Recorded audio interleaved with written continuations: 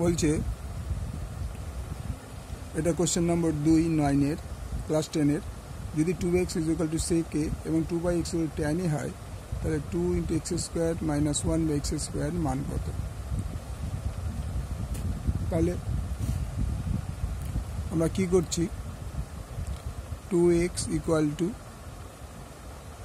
sec a, দুদিকে square করছি, 2x² = sec a তার স্কোয়ার, 4x² = sec² a, এটা 2/x =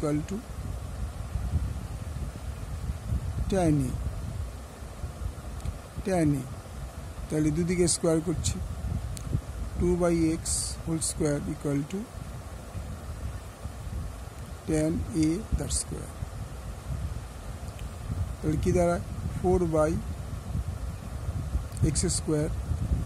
= tan² a।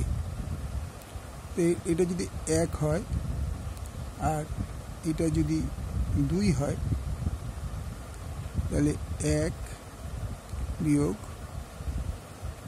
2 করে পাই, কি পাই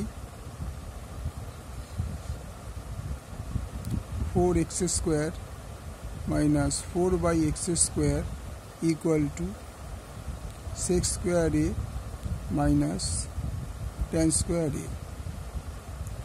4 কমন নিয়ে নিই, x² -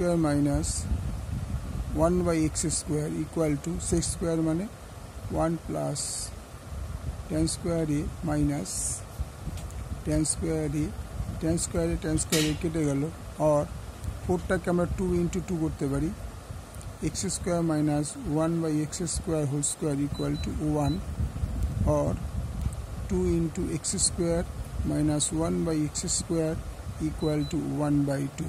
তো আমাদের অপশানটা কত হলো, অপশানটা দেখো 2x² - 1/x² অ্যান্সার হলো 1/2, তাহলে অপশান হচ্ছে 1/2, অ্যান্সার অপশান